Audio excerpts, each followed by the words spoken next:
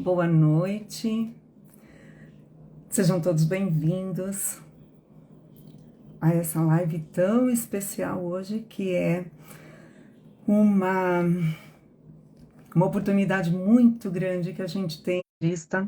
Nós vamos conversar com uns hematologistas assim, que eu muito admiro, que é um profissional que eu mesma posso dizer, né, que sempre me atendeu tão humanamente. Eu conheci por conta do mieloma múltiplo, por eu ser paciente, e hoje ele aceitou o nosso convite para estar aqui com a gente. Então, é muita gratidão de a gente poder comemorar o Dia do Hematologista, o dia 29 de outubro, com o Dr. Fábio Pires.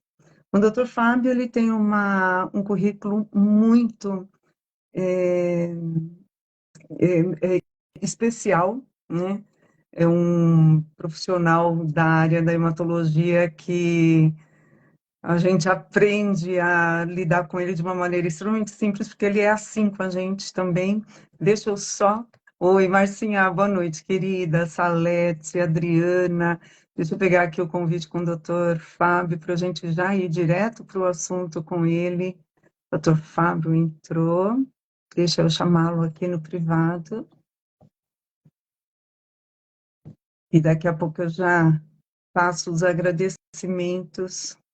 Vamos lá, vou convidar de novo o doutor Fábio.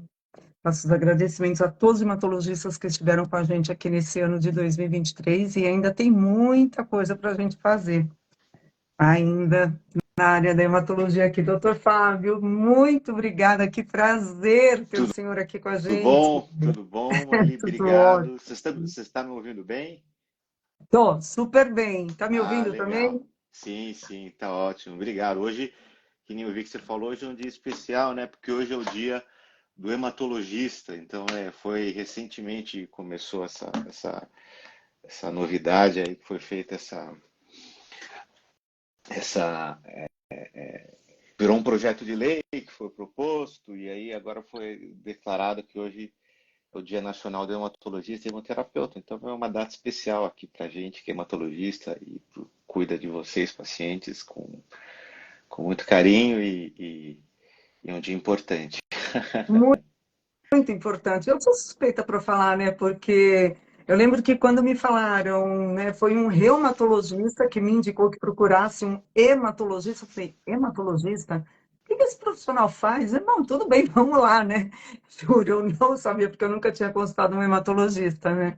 Mas, doutor Fábio, primeiro, antes até de a gente começar a bater esse nosso papo, eu quero agradecer a você, doutor Fábio Pires. Falo você, né? Porque é, eu já me sinto tão ligada, né, doutor Fábio, com o nosso dia a dia, mas Uhum. eu quero agradecer ao doutor Fábio Pires, que em janeiro desse ano abriu o ano com uma live fantástica, né, junto aos pacientes de mieloma Eu lembro, eu múltiplo. lembro. Aham. É, depois nós tivemos uma outra live falando sobre. A primeira a gente falou só sobre mieloma Isso, múltiplo, depois a gente isso. falou sobre leucemias, que você me falou, né? Olha, eu amo cuidar de leucemias também. Falei, vamos embora, vamos Uhum, fazer, né, uhum. no meio especial aí das leucemias.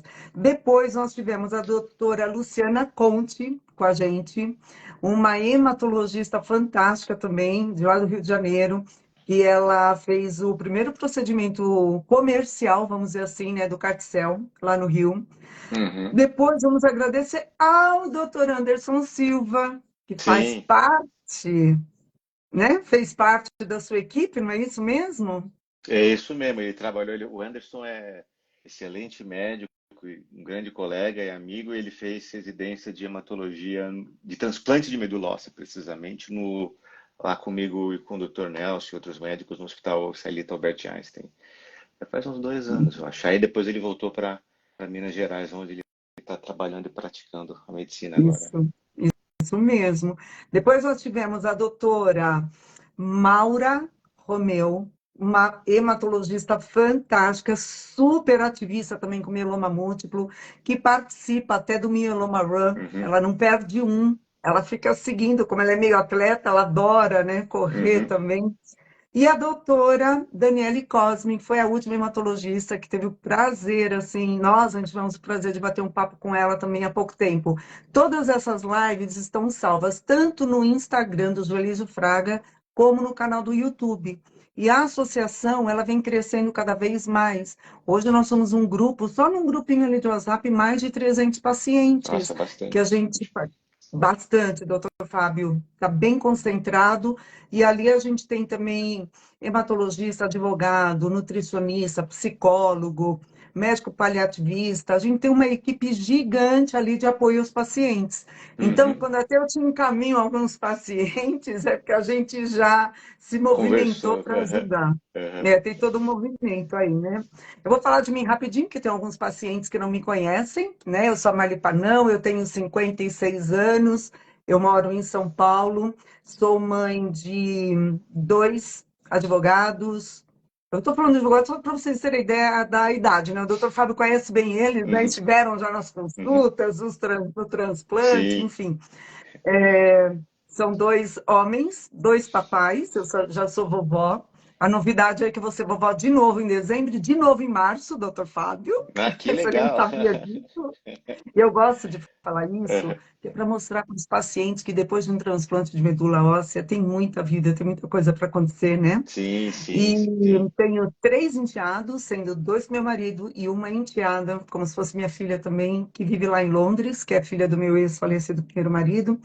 E o que acontece? Eu fui diagnosticada com uma gamopatia lá por volta de 2015, e aí passou 2016, eu acompanhava cada 6 meses, 2017 também, quando foi em 2018 a gente reduziu esse tempo de 6 meses para 3, de 3 para 2, e aí chegou a hora de fazer o tratamento, que foi em ah, junho de 2019. Isso.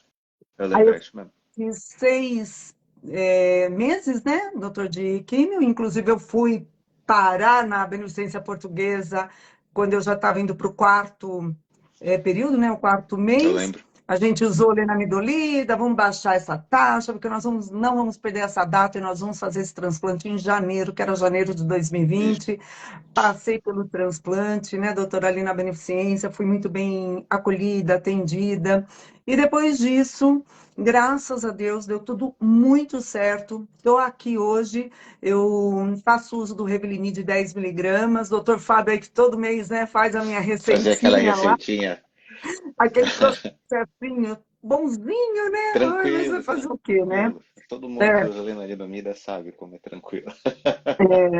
então, e aí, esse é o meu resuminho da minha história. Mas a gente não está aqui hoje para falar de mim, a gente está para falar não só sobre os pacientes, mas vocês, hematologistas, né, que eu tenho, assim, muito a agradecer, porque a gente vê que se não fosse vocês, na nossa vida a gente estava perdido, porque muitas especialidades não conhecem o mieloma múltiplo, né, doutor?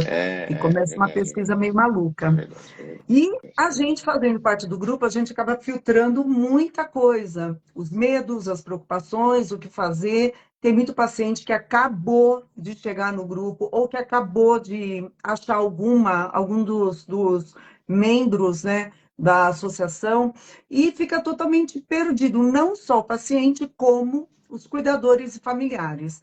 Então, doutor, em primeiro lugar, vamos assim resumir, o que faz um hematologista e qual a importância até de passar, né, para quem nem imagina, né, de um Uhum. dia ter, ninguém imagina, um dia eu vou ter mieloma múltiplo, vou ter uma leucemia, seja lá o que for, óbvio, né?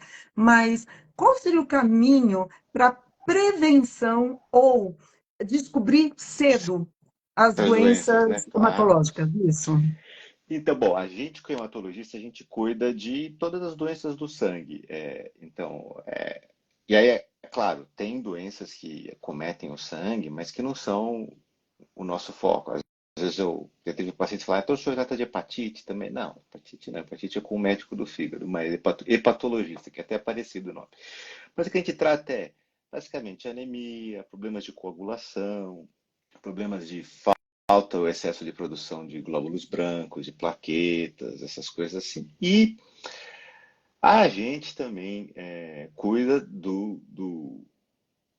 das neoplasias, dos tumores malignos das células do sangue, que tem vários. Tem as leucemias, os linfomas e tem o mieloma múltiplo, que são acho que os três grandes principais vilões aí das doenças do sangue. A gente também é responsável por fazer transplante de medula óssea, que nem você falou bem, e nós estamos agora também entrando na área da terapia celular, com o desenvolvimento de CAR T-cell, que é uma nova forma de imunoterapia, que está sendo desenvolvida.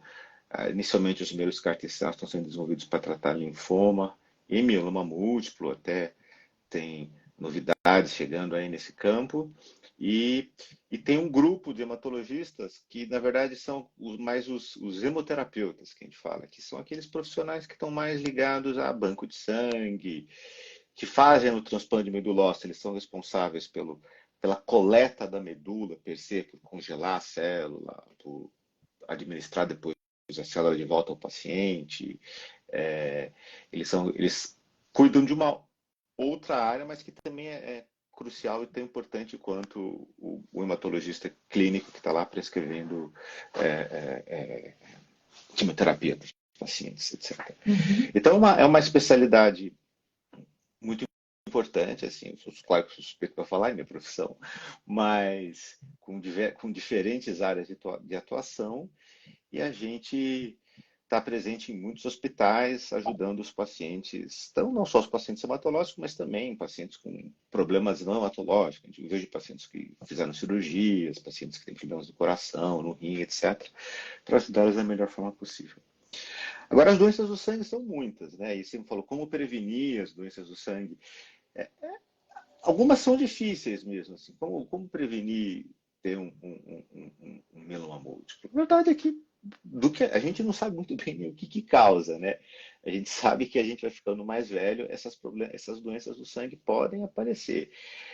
Então, prevenir, você não tem nada específico que eu falaria assim, você tem que fazer isso para prevenir. Mas o que são coisas importantes que eu diria? Você ter. Vou entrar aqui no chapéu de médico antigo, tradicional. O paciente ele tem que dormir bem, tem que ter uma dieta equilibrada, tem que fazer bastante atividade física, tem que procurar ter uma vida equilibrada, não só na parte de trabalho, mas também na parte pessoal, desenvolvimento, praticar esporte sempre que possível, evitar esse consumo excessivo de álcool, se possível evitar fumar, que é algo que realmente não traz nenhum benefício, e estar com a saúde em dia, às vezes você tem um médico de referência que de vez em quando você passe, que vai te avaliar e vai ter seus exames. Eu tenho uma médica de referência, uma amiga minha da faculdade, a doutora Sharon, que ela é endocrinologista, e, e eu passo com ela de vez em quando. Eu falei para ela há uns anos atrás, você vai ser minha médica agora. Então, qualquer coisa, exame, eu sou paciente seu. Eu não vou dar palpite de nada. O que você fala que tem que fazer, eu faço.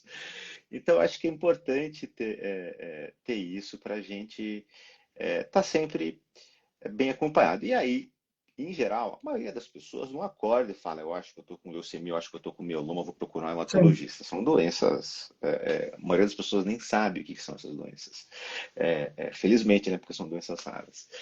E por isso é importante você ter um médico. Se nota que tem alguma coisa de alterada, ela vai falar, acho que nem teu colega aí que falou que foi o reumatologista, falou assim, se procura um hematologista, tem alguma coisa aqui que não tá muito bem.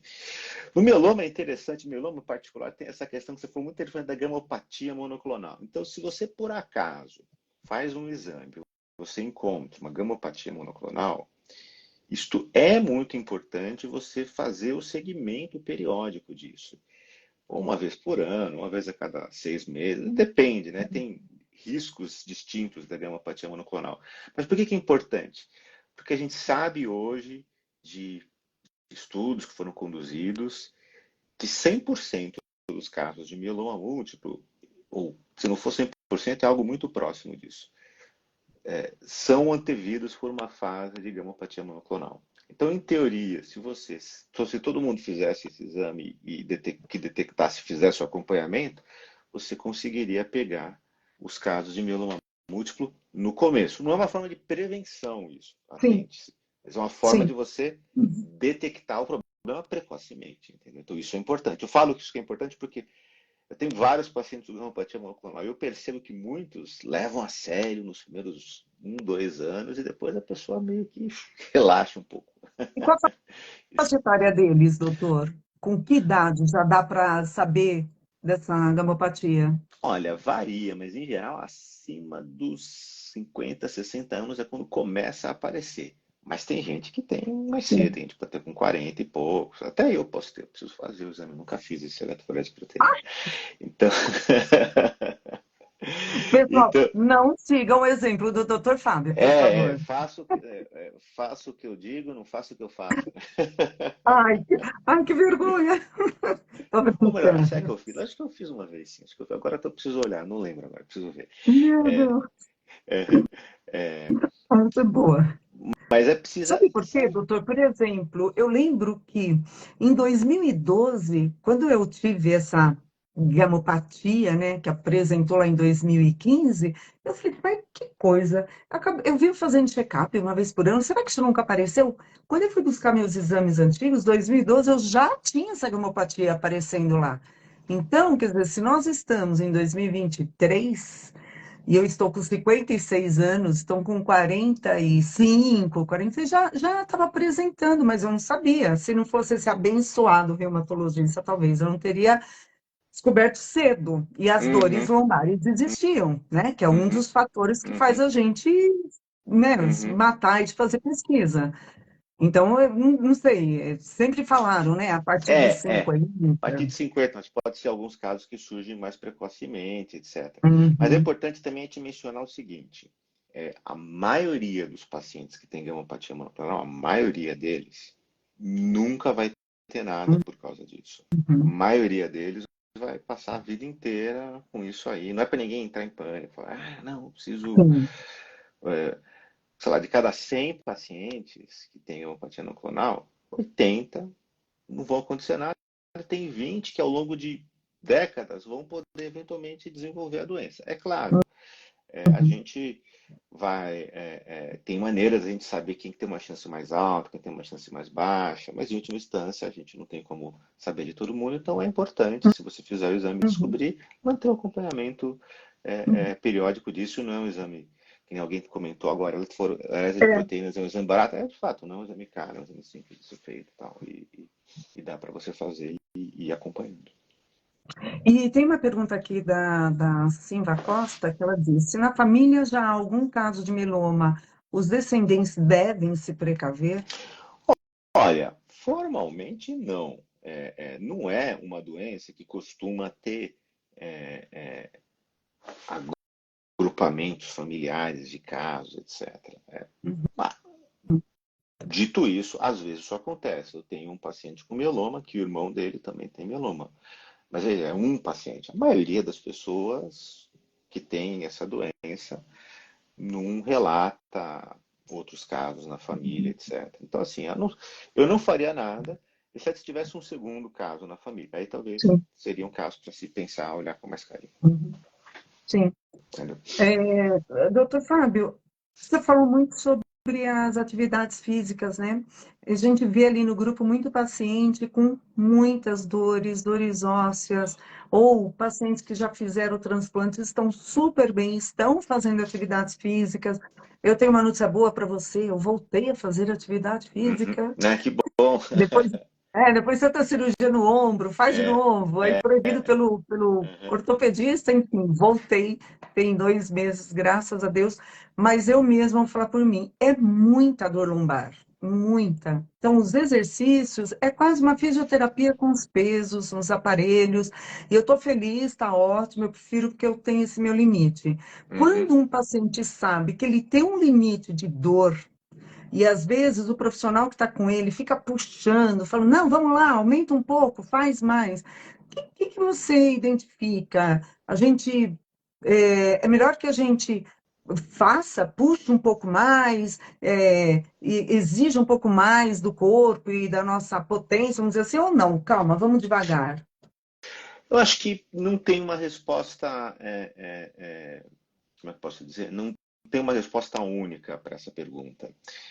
Eu acho que depende da pessoa. Eu acho que se o indivíduo, tudo bem, o paciente teve uma doença, mas ele está bem, ele está com a doença em remissão, em controle, ele não tem nenhuma lesão de maior risco, não tem nenhuma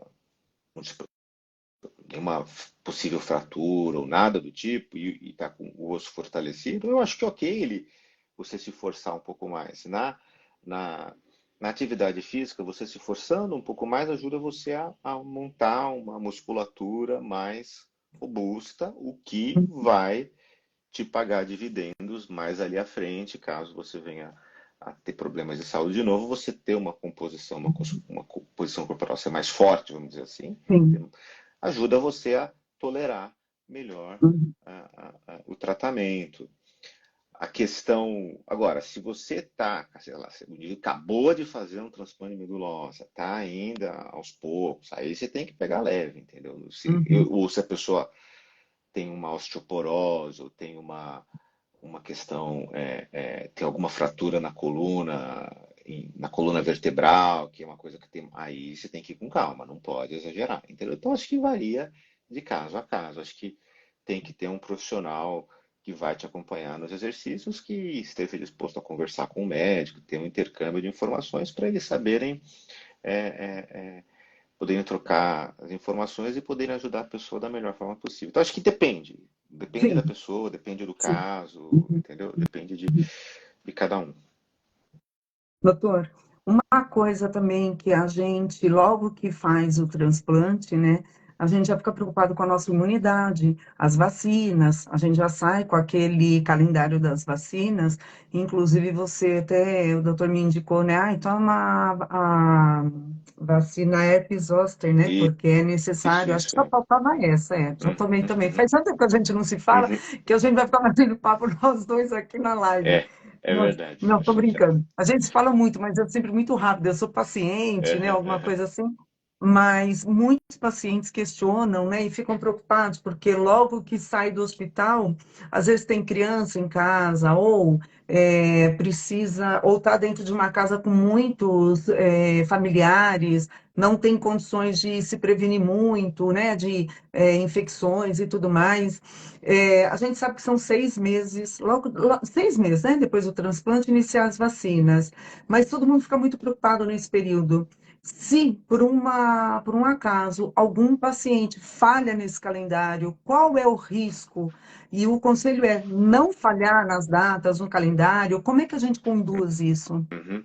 Não, veja, eu acho que a questão dos calendários vacinais, eles são importantes, a pessoa tem que fazer as vacinas.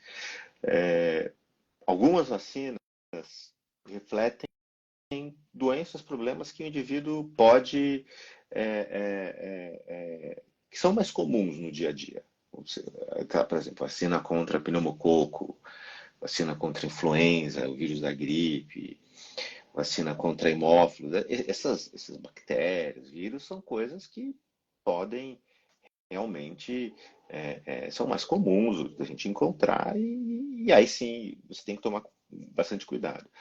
Outras vacinas, não é que elas não são importantes, elas são importantes e a pessoa tem que tomar, mas não são problemas que são tão, felizmente, né, não são problemas que são tão prevalentes. Por exemplo, tétano, difteria, coqueluche, são coisas que, graças às vacinas, elas são hoje em dia muito mais raras. E tudo isso fazer assim, você tem que seguir o calendário direitinho. Mas se esqueceu alguma, não se penitencie. Vá lá e toma quando você lembrar para fazer a coisa do jeito correto, etc. Uhum.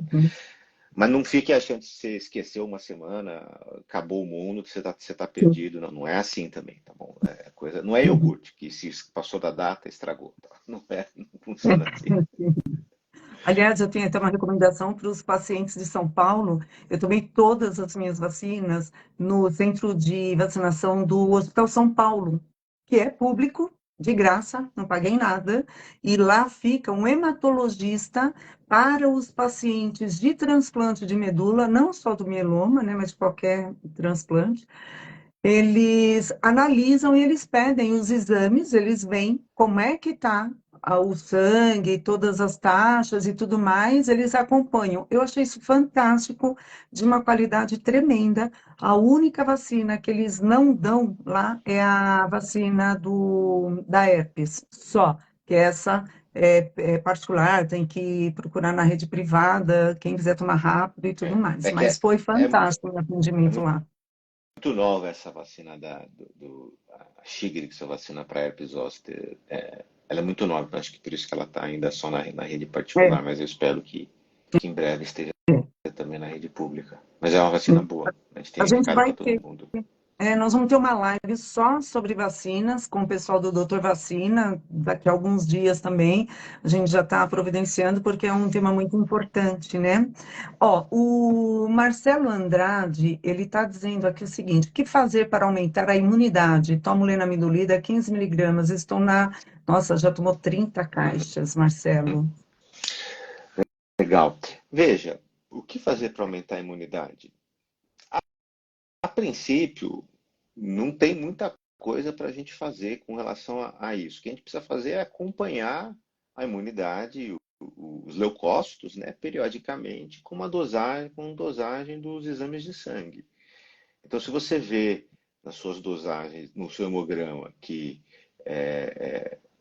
os leucócitos, os glóbulos brancos estão mais baixos por causa da lenalidomida, que é uma coisa que pode acontecer, né? A lenalidomida tem um dos efeitos colaterais dela, é causar leucopenia.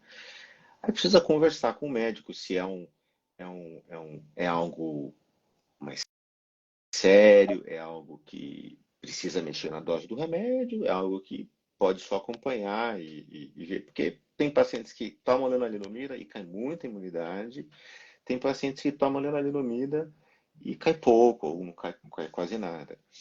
Outra coisa que a gente precisa estar atento são os níveis, as dosagens de imunoglobulinas, que são os anticorpos. A gente, alguns pacientes que fazem, porque assim, uma coisa que acontece, importante aqui esclarecer, o mieloma múltiplo, ele vem de uma doença, de uma célula chamada plasmócito. Plasmócito é a célula do nosso corpo que é responsável por produzir os anticorpos. Então, a proteína monoclonal, que a gente vê ali, que aparece na proteína, nada mais é do que um anticorpo. Só que é um anticorpo, vamos dizer assim, ruim, e não tem um papel na nossa saúde. Aí, quando a gente trata e dá os diferentes remédios para mieloma múltiplo, a gente vai matando plasmócitos, os plasmócitos doentes do mieloma múltiplo, as células dele, mas você também pode, e muitas vezes vai acontecer isso, de você matar plasmócitos saudáveis, vamos dizer assim. E, consequentemente, muitos pacientes vão ficar em situações em que você tem a dosagem dos anticorpos totais, não só o doente, mas os anticorpos totais do corpo da pessoa muito baixo. E aí o paciente tem um risco, dependendo da situação, maior de ter infecções. Então, especialmente para alguns tratamentos novos que estão surgindo, como os anticorpos bispecíficos, até um deles foi aprovado recentemente, foi lançado aqui no Brasil, o teclistamab, é importante a gente controlar a dosagem de anticorpos no sangue das pessoas, porque se o indivíduo desenvolver níveis muito baixos de anticorpos e começar a ter infecções, você pode tentar tratar isso fazendo uma reposição de anticorpos. Mas, enfim, vejam que tudo que eu falei são coisas essencialmente médicas, remédios, exames, assim. O que a pessoa per se pode fazer no dia a dia? Não tem muita coisa, na verdade. Assim, é diferente de anemia, que tem, em parte, aspectos a ver com a alimentação. Os glóbulos brancos, a gente, como paciente no dia a dia, consegue influenciar muito pouco eles. Exceto coisas mais gerais, que eu falei para você, de dormir bem, etc. Uhum. Então, eu percebo o seguinte, que vários pacientes, depois do transplante, têm protocolos, não sou eu, né? Todos nós Uhum, vemos isso, vocês, né, hematologistas. Cada paciente tem um protocolo, né? uhum, Tem paciente que não usa lenamidolida, mas que vai até o ambulatório uma vez por mês, ou usa lenamidolida e também vai fazer a quimiovenosa. uhum, uhum, uhum. E às Tem mesmo. vezes, o, e o paciente novo, ele começa a perguntar, no meio de tantas pessoas, fala, nossa, mas Por que que para mim não é assim? Ou o meu não foi? Por que que o teu é? Então o meu está errado? Qual que é o certo? Eu quero que você explique isso para a gente aqui. Isso é uma boa questão. O mieloma múltiplo é uma doença que ele passou por duas grandes revoluções nesse século, vamos dizer assim. Não vai falar nos últimos 20 anos, nesse século é mais fácil.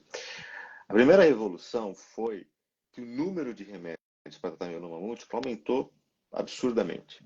Então hoje eu tenho anticorpos, inibidor de proteassomo, que é o bortezomib, os anticorpos que é o daratumumab, bispecífico, o teclistamab, inibidor de imunomodulador, que é a lenalidomida, tem formas de químio antigas que a gente usa às vezes ainda, que é o Melphalan, por exemplo, que coisas que a gente não tinha em grande parte há 30 anos atrás. Década de 90, o tratamento de mieloma múltiplo era muito mais restrito nas opções que você tinha para fazer. E todos esses remédios, eles meio que começaram a surgir. Surgiu um, surgiu outro, depois de repente surgiu um monte de uma vez só. Então essa foi a primeira grande coisa. E vocês vão entender já onde eu estou chegando com isso. E a segunda coisa foi que a gente entendeu muito mais sobre a genética do mieloma múltiplo e o risco da doença. Então, existem mielomas e mielomas. Ou melhor, existem múltiplos tipos de mieloma múltiplo. Então, tem alguns mielomas múltiplos que são de risco muito alto, eles são muito agressivos. Tem mielomas múltiplos que são mais brandos, eles são mais lentos, eles progridem bem devagar, é quase como uma gamopatia monoclonal um pouquinho acelerada só. Isso tudo se reflete no quê? Número um, quando você tem muito remédio, você gera muitas opções de protocolos de tratamento. E às vezes não é claro para os pacientes, às vezes não é claro para nós médicos, qual protocolo que é o melhor. Então tem diferentes opções de protocolo e a gente às vezes vai melhorando, vai fazendo estudos para tentar descobrir qual que é o melhor, mas esses estudos eles demoram anos para serem conduzidos. São assim, eu preciso recrutar 500 pacientes com mieloma múltiplo, tratar todo mundo. 250 vai tomar o protocolo A, 250 vai tomar o protocolo B. Aí eu vou seguir essas pessoas durante 5 anos e vou ver o que acontece, vou ver quem que vai melhor. Isso leva muito tempo para ser feito e custa muito dinheiro. E são feitos esses estudos. Todo ano a gente tem nos congressos, teve agora, semana passada, o Congresso Brasileiro de Hematologia, vai ter daqui a um mês o Congresso Americano de Hematologia, e eles vão atualizando a gente dos principais resultados dos estudos de mieloma e das outras doenças, e isso vai, com o tempo, mudando o nosso tratamento. Então, a primeira coisa que tem é isso, muitos tratamentos novos, muitos protocolos diferentes de tratamento, e leva tempo para a gente conseguir pensar e saber o que é melhor. A gente sabe, às vezes, quais que funcionam bem, mas às vezes, por exemplo, tem dois protocolos para mieloma múltiplo, um chama-se VRD, que é bortezomib, lenalidomida e dexametasona, e tem outro que chama DVD, que é daratumumab, Velcade e dexametasona. Qual desses é melhor? A gente não sabe. Pode ser que eles sejam, pode ser que sejam iguais, pode ser que um seja um pouquinho melhor que o outro. Então, entra aí um pouco de gosto da pessoa, do conforto, questão dos efeitos colaterais que o médico espera que o paciente vai ter, relação do estado geral de saúde da pessoa. Às vezes o paciente tem algum problema de saúde e fala, não, esse cara aqui eu não vou usar tal remédio porque pode dar isso, isso, isso. Então tem toda essa questão. E a segunda questão é por causa da genética. Por causa da genética, a gente sabe hoje, tem mieloma múltiplo que é muito bravo e tem mieloma múltiplo que é mais brando. Quando o mieloma múltiplo é muito bravo, você precisa ser mais bravo no tratamento. Você precisa dar mais remédios, fazer transplante, se possível. Na manutenção, que é isso que você faz depois do transplante, você precisa, às vezes, manter dois remédios, da lenalidomida e uma espécie de uma quimioterapia na veia, o cara tem que tomar. E tem mieloma múltiplo, porque você faz uma quimio tranquila, faz ali um transplante e deixa o cara só tomando lenalidomida e fica muito bem, entendeu? Então, varia porque tem variabilidade de prática e varia porque tem variabilidade da doença e dos pacientes. Assim. Então, assim, realmente é complexo isso e E os pacientes, eles sempre que eles tiverem dúvidas, é importante eles questionarem o médico. Mas por que que você não está dando isso, não está dando aquilo? Experimente o paciente se informa mais, estuda mais. Ele paciente para ele ficar confortável, que está tudo sendo feito da melhor forma possível, entendeu? Que coisa, né, doutor? E quando tem esses questionamentos, a maioria das pessoas, e principalmente os pacientes, né, que são voluntários ativistas, vão lá e explicam isso para os pacientes, para os cuidadores e tudo mais. Mesmo assim, alguns, às vezes, eles encanam. E o que você falou agora, de conversar com o médico, é onde entra total link, né, do paciente, essa interação paciente, família, médico, e faz parte. Quando a gente já fez outra live, né? Eu já comentei, vamos falar de novo aqui, vamos dar um pouco de risada, né? Entrou lá na sala do doutor Fábio, eu, meu marido, minha irmã, meu filho mais velho, meu outro filho, a família Família inteira, né? Por inteira. quê? Porque a gente não sabe, a gente quer Aham. entender, né? E cada família, cada paciente tem um jeito de receber a doença, receber a notícia e conviver com ela, né? Então, não só eu, todos nós, a gente percebe isso, que é tanta dúvida, mas o paciente não tira a dúvida com o profissional. Mas existem profissionais e profissionais. Você aqui, por exemplo, está sendo chamado de anjo por vários pacientes seus. Vários já falaram aqui. É meu médico, é meu anjo, ele me salvou. Então, nós temos vocês, hematologistas, realmente como nossos anjos de branco. Vocês acalmam o nosso coração, mas o senhor sabe, né, doutor Fábio, que às vezes tem alguns profissionais que acham que não precisa desenhar tudo. Não, vai lá, Uhum. você vai fazer isso, isso, isso. Vai indo, vai fazendo. E aí vai criando muitas vezes as dúvidas, né? Sim, Mas tem uma situação assim, tem uma faixa etária que faz o transplante, tem uma faixa sim, tem etária isso. que talvez não faz, Uhum, né? uhum. Quem faz o transplante de medula óssea, mesmo sendo um pouco mais a idade avançada, esse paciente tem 60, 65, 70, mas ele pode fazer. Por que que ele pode? Por que que às vezes um paciente até mais jovem não pode fazer o transplante? Tá. Aí tem duas questões que são assim.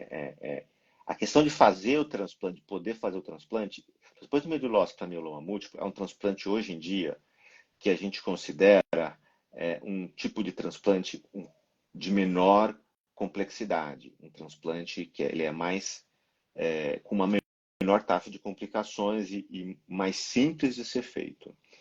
Então, por causa disso, a idade limite para você fazer o transplante autólogo para o mieloma múltiplo, tem subido. Antigamente era 65, hoje em dia até 75 anos a gente considera sim realizar transplante de mieloma múltiplo autólogo. É claro, tem pessoas e pessoas.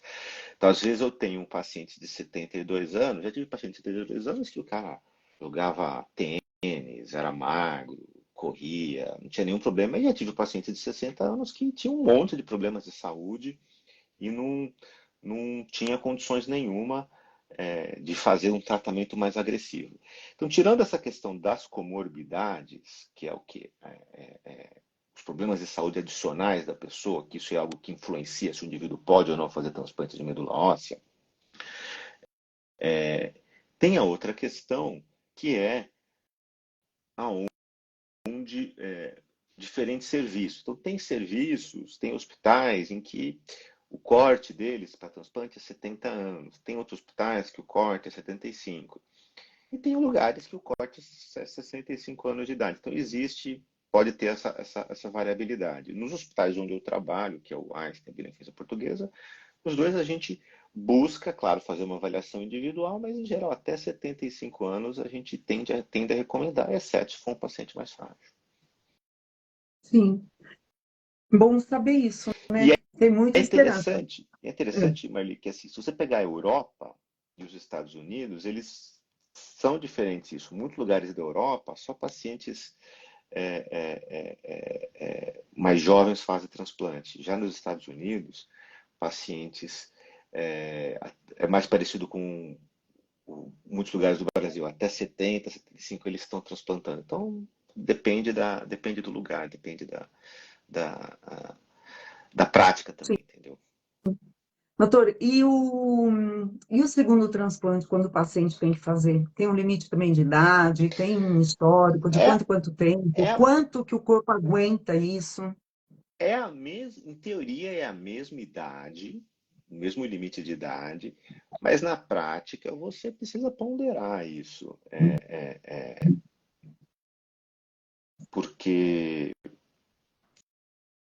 existe um, eu não sei como te dizer por que isso acontece, mas é quase como se o corpo tivesse uma, entre aspas, vai, memória do que ele passou. Então, assim, se eu faço um procedimento tão agressivo quanto um transplante de medula óssea, e um indivíduo, por qualquer razão que seja, tem que enfrentar outro um ano depois, ele é um ano só mais velho, mas a, a, a complicação vai ser maior. Então você tem que ter mais cuidado. Existe uma coisa que a gente faz em mieloma, que é fazer que é fazer dois transplantes concatenados. A gente não faz muito isso no Brasil, mas tem lugares na Europa e nos Estados Unidos que fazem, que é o transplante tandem. Você faz um, dá um tempo, para frente descansa, assim, tempo um mês, e aí você faz outro em seguida. Aí é quase como se fosse uma coisa única, entendeu? Você está fazendo um tratamento, só que você faz dois transplantes uma vez, mas você ficar fazendo várias e várias vezes é difícil, porque a pessoa, o corpo do indivíduo vai se cansando com o passar do tempo e dá para você, vai ficando mais difícil. É claro que o transplante de mieloma, como eu disse, ele é um procedimento, felizmente, que a gente fala de menos complexo. Então, é mais fácil eu ter um paciente com mieloma que faz um, dois ou três transplantes do que um paciente com outras doenças. Por exemplo, um cara com leucemia, é muito difícil ele fazer dois transplantes alogênicos. Porque o transplante na leucemia, ele é um transplante, as quimioterapias que a gente usa são químicos mais fortes, então o corpo ele sente mais, entendeu? Então Sim. tem esse problema. Tem uma pergunta de transplante aqui que eu estou vendo aqui, o que, que é? Como é que é? Congelar as células para futuro TMO é seguro? Sim, até uns 10 anos dá para você congelar. Não Ah, tem problema não. ela tem um tempo útil de vida? 10 É, anos? o ideal é não passar de 10 anos. Em teoria seria para sempre, mas depois dos 10 anos aumenta a chance de você ter diminuição da viabilidade da célula. Hum. Aí eles fazem aquele processo, né? Tem que fazer uma análise, aí Isso, para ver depois a a gente vai conversar viabilidade. sobre isso, viu? Aham. Que eu tô com o meu processo lá. Tem a Maria de Socorro, só voltando um pouquinho, né? Falando sobre o atendimento dos médicos, ela falou que no SUS é complicado, doutor, eles não falam detalhes para o paciente, despejam o diagnóstico e acabou. Tipo, nossa, eu fico pensando assim, né? Sorte nossa que a tecnologia, a mídia, né, Instagram, Facebook, canal de YouTube, hoje está muito acessível na mão de todo mundo. Então, a gente consegue ter informação de fontes confiáveis. Mas as pessoas que chegam num profissional e não conseguem ter clareza num diagnóstico, é muito irritante. Então, Maria de Socorro, eu vou te falar uma coisa. Você senta na frente do seu médico e fala, doutor, não estou com pressa. O senhor pode desenhar para mim qual é o meu problema? Do início ao fim. Eu estou aqui na tua frente, eu sou paciente, é a minha vida, eu não vou terceirizar a minha vida. Você pode me explicar? Então, fala com calma, educadamente, mas fala firme, porque o médico, não importa se ele é SUS ou se ele é da rede privada, né, doutor? Ele tem que dar total atendimento, né? Sim, sim, Com tem que carinho e tudo explicar, mais. É, tem que dar atenção ao paciente, explicar tudo e deixar a pessoa confortável em tudo que está acontecendo. Se o paciente não está tendo informações, tem alguma coisa errada. A pessoa tem que ir atrás, tem que ir sim, atrás. A pessoa tem que fazer as coisas. é isso mesmo, tem que ir atrás. Tem que, é ruim falar essa palavra, mas tem que exigir, né, clareza Uhum. no diagnóstico, no tratamento. A Márcia Vaz, você tá conseguindo ler essa, Deixa eu ver aqui.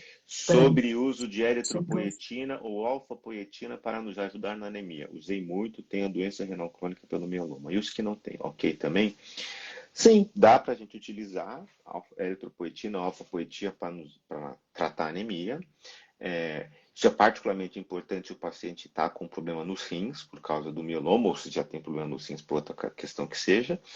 É importante olhar, acompanhar os níveis de hemoglobina, não deixar a hemoglobina ficar muito alta com o uso de eritropoetina, porque aí pode dar outros problemas para a pessoa. A hemoglobina subir muito, o indivíduo pode ter problemas de circulatórios, tipo trombose, coisas assim. Mas em teoria, sim, você poderia utilizar eritropoetina, alfapoetina, especialmente se tem doença renal crônica. Os que não têm, os que se for uma anemia grave, também poderia considerar. Eu não usaria de rotina, só para qualquer grau de anemia, mas se fosse uma anemia mais séria, sim, eu pensaria. Uhum. Tem uma outra pergunta aqui, vamos ver.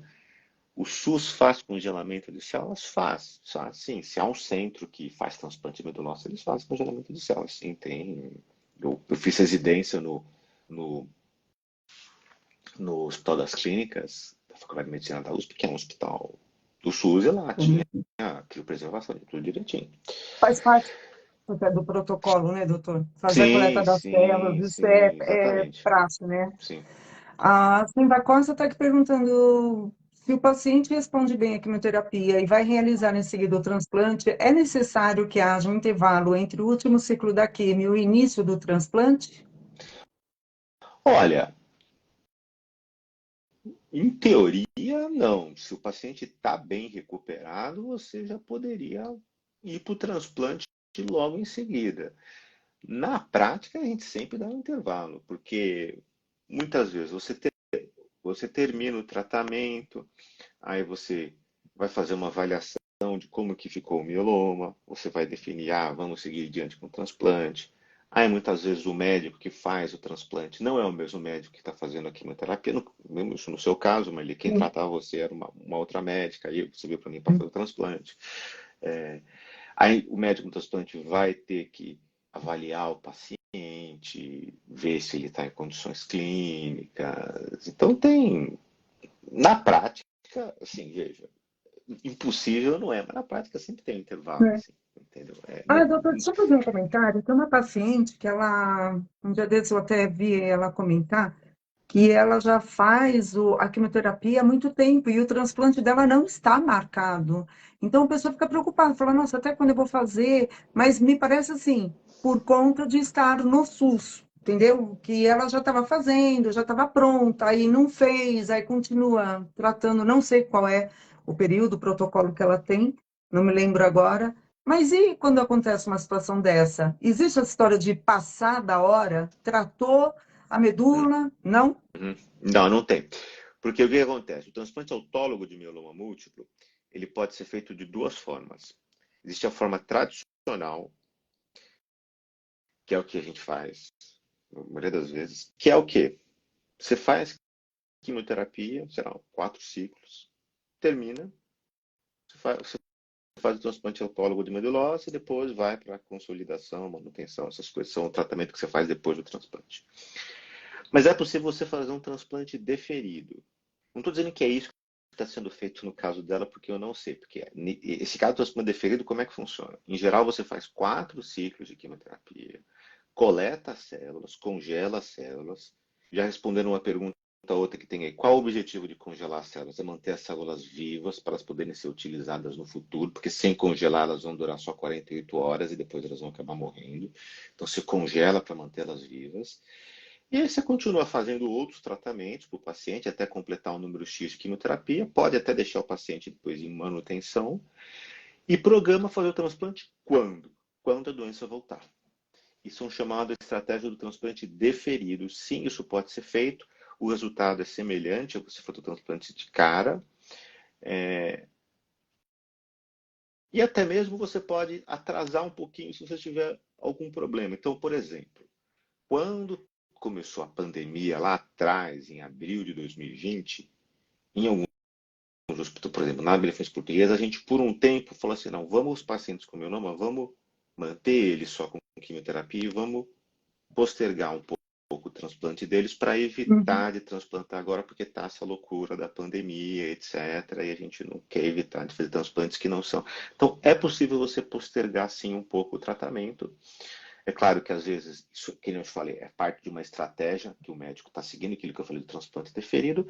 Às vezes ele pode estar querendo fazer, o médico está recomendando fazer isso porque ele está precisando, sei lá, leitos estão curtos, precisa ter uma fila, ele está querendo manter jogar um pouco mais para frente para o paciente não ficar. O importante é ter uma estratégia. Então a pessoa tem que pensar, tudo bem, vou te transplantar, mas vou fazer, sei lá, 8 ciclos antes, porque a gente precisa aqui ter um tempo maior. Ok, joia, tal, não tem problema. Não está perdendo assim a eficácia. É uma arma, o transplante de medula óssea é uma arma que a gente sempre pode usar no mieloma, em qualquer momento do tratamento, assim, entendeu? Tendo o paciente bem, tendo condições de colher célula, etc. É uma arma que a gente sempre pode utilizar.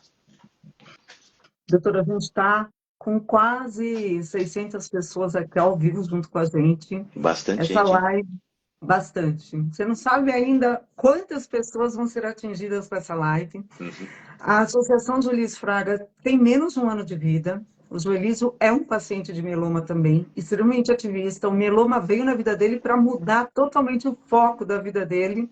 E essa associação está crescendo muito, sempre com o foco de ajudar muitas pessoas. Existe já uma sede em Lins, aqui no interior de São Paulo, nossa. que vai ser inaugurada agora, em breve, e está crescendo demais. E eu estou comentando isso porque um paciente, uma pessoa que está aqui nos assistindo, falou: esse grupo informa muito mais que muitos médicos. A Uhum, intenção é essa, uhum. né? A gente se juntar. Trazer Na minha informações para as pessoas de qualidade. Exatamente, doutores, de uma maneira leve, simples. Então, essa coisa de ser de paciente para médico, eu gosto porque é simples, não é uma coisa técnica, né? Mas a gente não sabe quantas pessoas a gente vai conseguir alcançar, que sejam muitas. Por isso, pessoal, dê o like no Instagram, depois lá no canal do YouTube, duplique muito, porque quanto mais pessoas a gente atingir, mais a gente vai poder ajudar, né? Doutora, a gente tem 5 minutinhos para a gente terminar, mas eu Uhum. queria que você nos dissesse o seguinte: desse último congresso que teve agora, depois, quando você voltar dos Estados Unidos, a gente faz de novo em Tem que janeiro, fazer de novo, tá? porque esse Com as Congresso dos Estados novidades. Unidos é o Congresso É, das Novidades. a gente quer saber as novidades, mas desse agora, tem algum remédio, algum protocolo? Quer dizer, como é que estão as novidades do mieloma? Uhum. Legal, então, duas grandes novidades que tem é, número um, que eu já mencionei brevemente, o anticorpo biespecífico teclistamab, que é um remédio para pacientes com mieloma múltiplo já muito avançado, que já fizeram Doutor, só muitas um linhas minutinho. de. Como que chama esse remédio? Ele chama, é um nome complicado, teclistamab. Eu vou até ver se eu consigo Isso escrever aqui um que eu ia comentário. falar para escrever. Pronto, eu publiquei aqui. Ele é um remédio, ele é uma forma de imunoterapia. Ele consegue fazer, ele funciona assim, ele funciona como se fosse dois braços. De um braço ele gruda na célula da imunidade, no outro braço ele gruda na célula do mieloma e deixa uma do lado da outra e ele induz a célula da imunidade a matar a célula do mieloma. É, isto é algo que tem sido assim revolucionário no tratamento do mieloma múltiplo, porque esse remédio ele funciona muito bem para tratar pacientes com mieloma múltiplo já agressivos. Eu tenho um paciente já tomando e a resposta que o paciente teve foi espetacular, assim, em termos de diminuir a quantidade de proteína. Foi impressionante. O paciente foi de 5.000 de proteína monoclonal para 200. Foi uma coisa assim. Nossa. E era um paciente que já tinha feito várias linhas de tratamento. Então, assim, isto é algo que realmente assim, é muito inovador. E o legal é que o teclistamab ele não é o único, ele é o primeiro que está no Brasil agora, mas ele não é o único dessa classe. Tem mais 2 ou 3 sendo desenvolvidos que devem chegar em breve também. Então isso é muito positivo porque a gente vai ter mais uma arma para utilizar, e é um remédio que está amplamente disponível, assim, tão aprovado e tal. Claro que no SUS é mais difícil ainda porque está começando, mas na rede dos planos de saúde ele vai estar disponível para as pessoas que têm indicação, tem que ter falhado várias linhas terapêuticas. Tomar esse remédio não é uma coisa boa, ter que tomar esse remédio, mas uma vez que chegou lá, é uma ferramenta muito importante para a gente. Eu estou muito contente com isso. E a segunda coisa é que o carticel para mieloma ele está meio devagar no nosso país, infelizmente. A questão toda do carticel, devido aos custos do remédio, ele é algo que nosso país como sociedade está tentando equacionar como que ele vai lidar com a questão do acesso a esse medicamento. Mas tem duas estratégias muito boas que têm se desenvolvido. Uma que é o projeto de pesquisa do Hospital Israelita Albert Einstein, que a gente está desenvolvendo lá com a liderança do Dr. Nelson, do Dr. Aluci. Eles estão desenvolvendo carticels brasileiros e inicialmente estão fazendo isso para linfoma, mas acredito que no futuro vão desenvolver para mieloma também, eu sei que está nos planos. E também tem uma fábrica de carticel ligada à USP, à Universidade de São Paulo, lá no campus de Ribeirão Preto, para fazer também carticels brasileiros para os pacientes do SUS. Então, nós estamos trabalhando para tentar trazer essa ferramenta para o maior número de pessoas. E na Espanha, eles têm um carticel de mieloma múltiplo próprio, que os espanhóis desenvolveram, que não é o da indústria farmacêutica e tal. E eu sei de um médico da Universidade Federal do Ceará, doutor Fernando, que está fazendo um workshop junto com o médico de São Paulo, com o doutor Nelson, o doutor Vandes, estão fazendo um workshop trazendo esse médico da Espanha para dizer como que eles desenvolveram esse carticel e tentar no futuro, quem sabe, trazer esse espanhol, uma versão diferente dessa para aqui para o futuro. Tudo ainda, veja, é muito É, promessa, ainda a coisa é está médio a longo médio a prazo? longo prazo, mas Não. estou dizendo assim, estamos trabalhando para que essa terapia, que acho que é a coisa mais revolucionária que teve em câncer nos últimos anos, esteja disponível para no futuro, se Deus quiser, para o maior número de pessoas. Então, acho que isso Que que é a novidade, notícia. estamos bem contentes com isso. Que notícia, doutor. Nossa, é uma alegria a gente poder ouvir isso, né? Eu vou. Nossa, eu estou super feliz com essa live, porque foi no dia certo Acho que de a acerta gente estar bastante junto. coisa. Muita coisa que você trouxe aqui de novidades, esclarecimentos simples do dia a dia, do seu dia a dia como Uhum. hematologista. No dia do hematologista, você está aqui com a gente. Nossa, doutor Fábio, assim, em nome de todos os pacientes, não só da associação, mas de todos os pacientes que assistirem esse nosso bate-papo aqui, essa live, eu agradeço demais cada segundo do seu tempo, de novo, que você doou para a gente. E se prepara, pode fechar a tua agenda, já escolher um dia lá para janeiro, que é nosso, Vamos hein? fazer, Chegando, vamos você fazer. já me avisa. E olha, Pós-congresso americano, vamos fazer. vamos fazer.